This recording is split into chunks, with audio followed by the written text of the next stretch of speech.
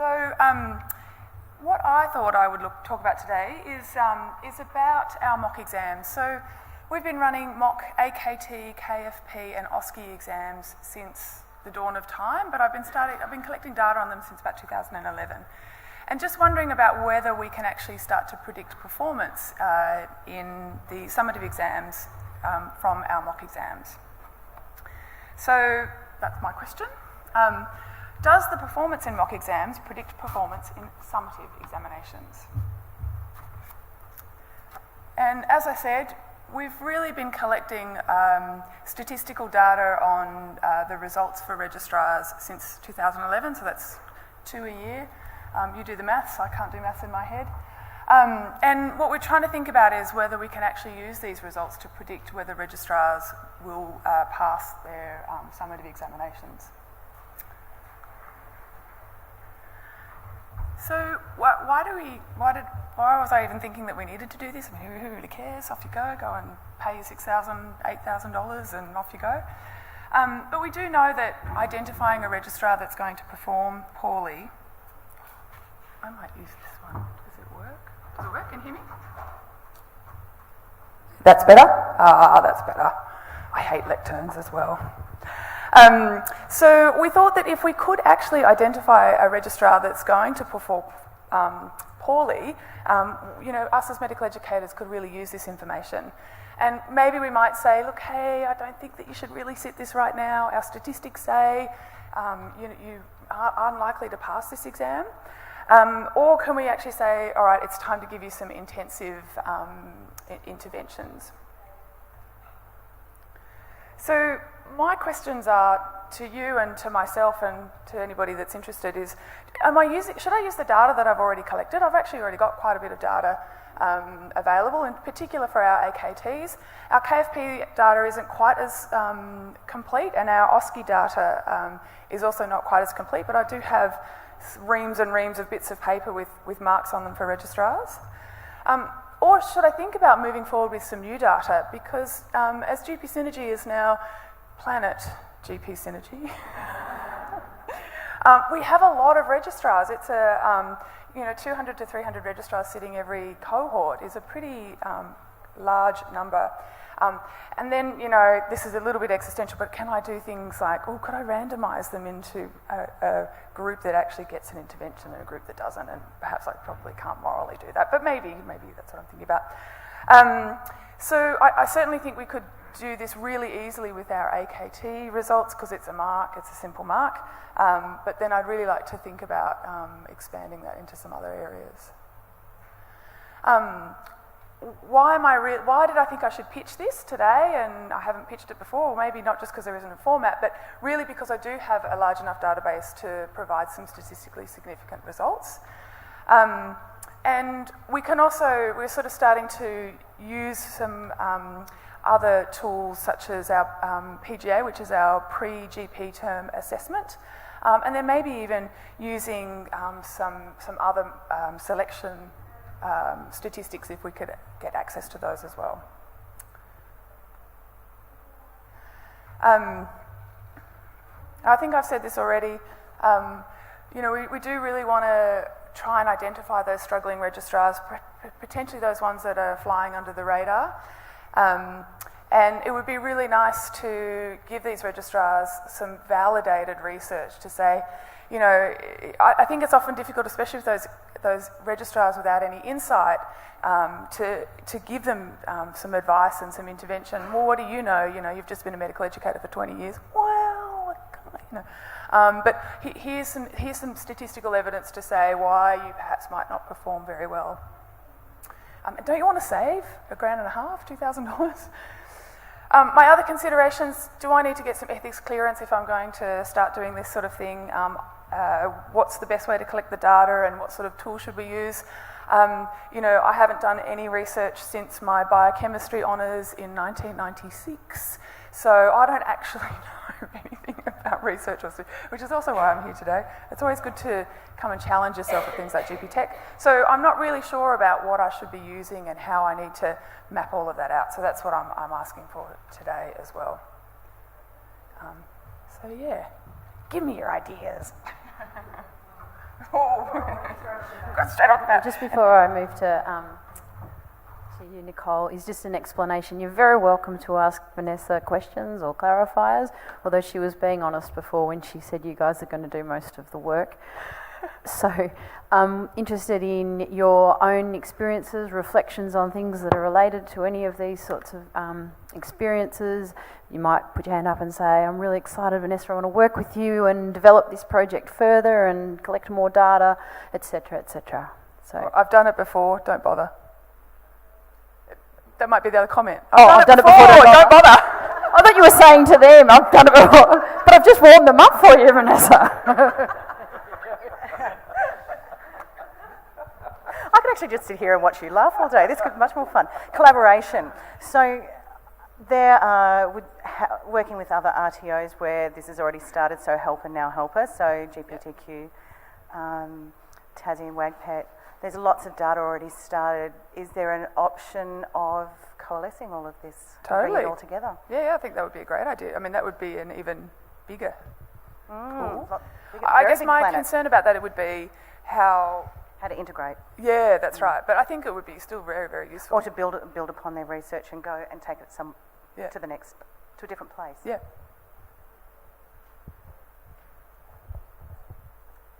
G'day, my name's Sam Peterson. I'm a registrar myself.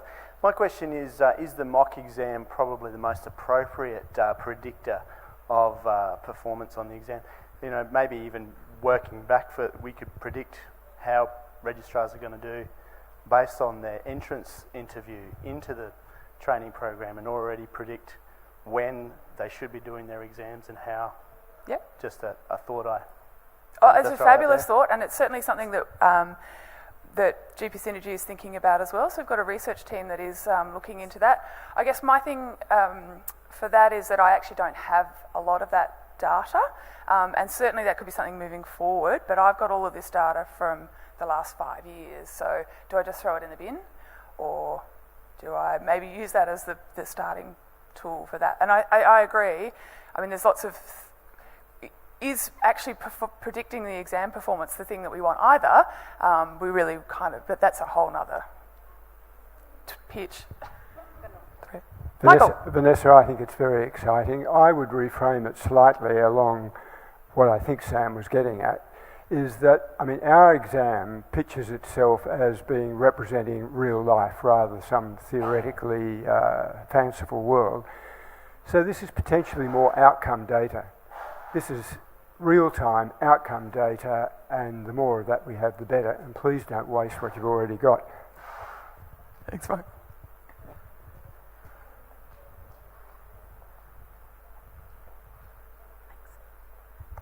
Thanks. Paul Delena from South Australia. I'm just interested with collaboration, how you can compare one person's mock exam to another. We've just had, doubled in size, and I've been given, twice as many to do a mock exam in. The quality is going to be less. I'm interested in how you run yours in such big numbers, and then whether you can compare them to other states and say my mock exam's the same as your mock exam, and then we can predict the same thing out of the two different studies. Yeah, I do think that that's a bit of an issue, and I guess what we've done in our transition is, we've had to look at 6 different ways of which mock exams have been run across New South Wales and ACT, and really pushed to try and make that uniform throughout so that we could do something along those lines. But I mean, even the number of questions that you've got in your exam is going to change the statistics. So that's our statisticians going to answer that one. Have we got any in the audience that could help me out with that answer, please? There must be some way, I guess, of doing that. Well, yeah, I guess moving forward, that would be that would be great, because the